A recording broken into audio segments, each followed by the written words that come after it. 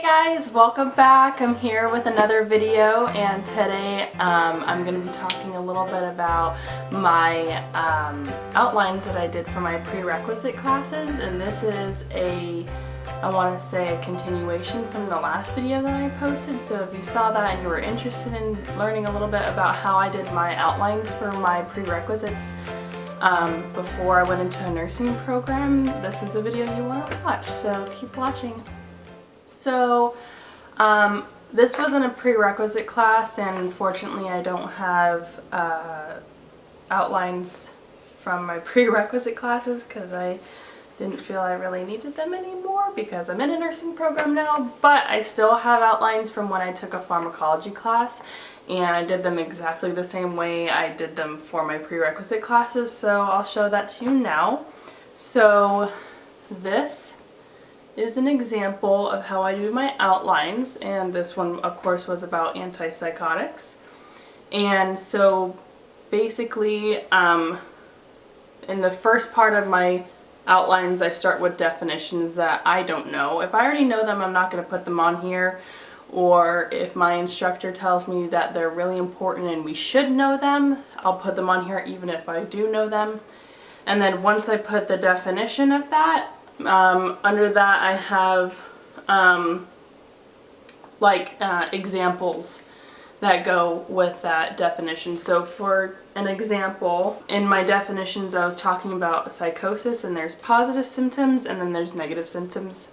And then under negative symptoms I put it's a decrease or absence of normal behavioral function. And some of those negative symptoms we have alagogia, avolition, anhedonia, socially or emotionally withdrawn, or poor hygiene and grooming. So those are just like examples that I give of the negative symptom. So I just have it all in one place and it's easy to refer to.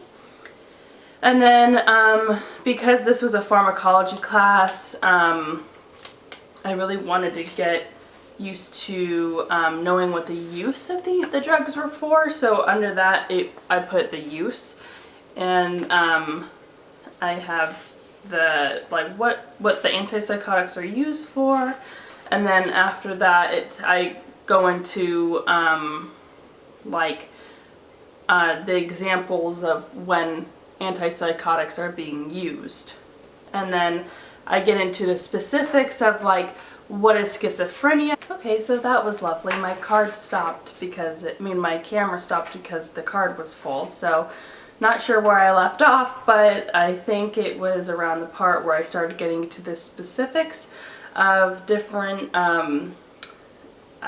disease processes in which you would use a antipsychotic. So under that I would put what is schizophrenia, the definition, and what it includes. So for example, what is schizophrenia?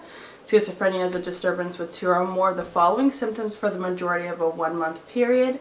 And then under that I would list those different symptoms. And then in Word you can use a template that they already have for a outline, and I feel that's very useful when I was doing these because it was very organized, and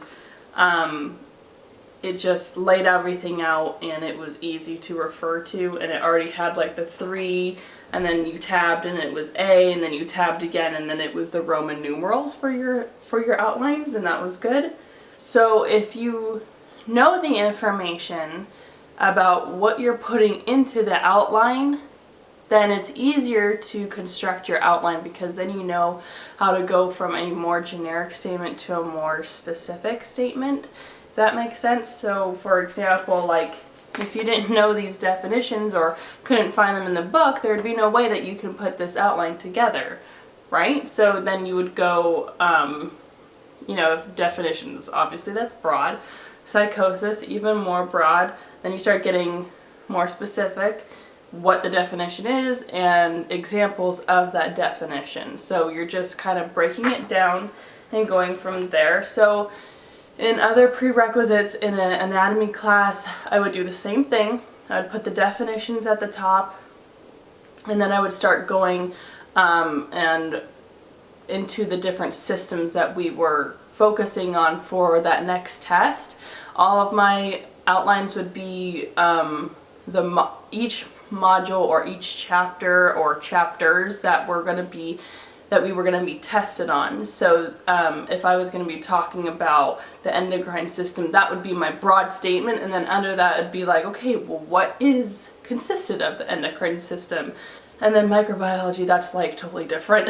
That's like a totally different class, but I still did the outlines for that class too, and then just went from there, and that's how I studied. But unfortunately, these outlines don't work for nursing school, and I tried doing these outlines for nursing school for my first exam, and it led to me failing my first exam because I spent so much time on making these outlines. So basically these outlines are more for packing a lot of information into one place, where in nursing school you kind of just have to know the information and understand it and then critically think about it. Like when you're in anatomy, you don't have to critically think about how something may or may not work. There's only one way that the body is supposed to work, right? So in nursing, you have all these disease processes, and then you have to,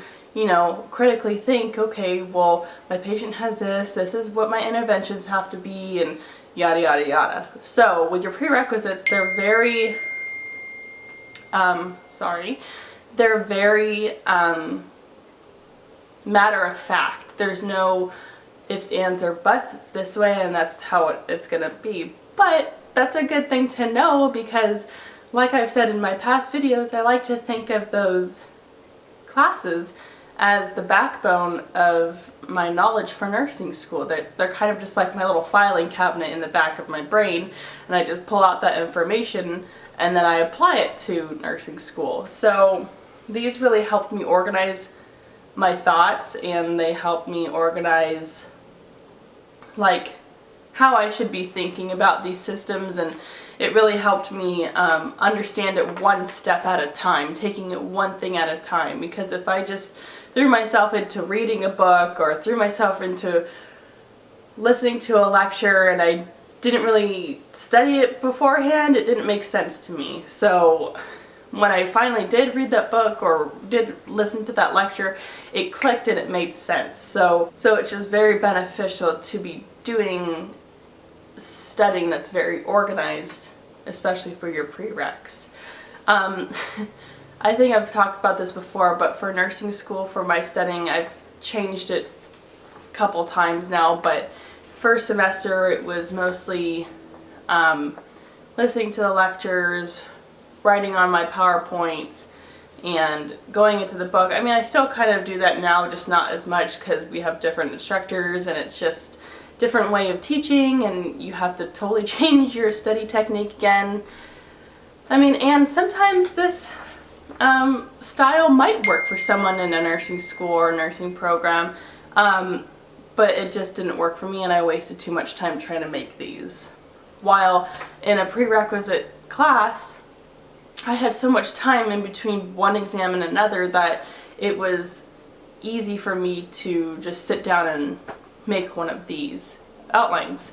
So, but in nursing school, it's class, it's clinical, it's volunteering, it's peer tutoring, it's any jobs that you could pick up. That's my life. That's pretty much what my life has become, and there's really no extra time to like be making these outlines. So right now my focus on studying is just, you know, listening to the lectures and taking the notes I need to take, asking the questions I need to ask, and just doing really the best that I can. So that's how I study for my prerequisites.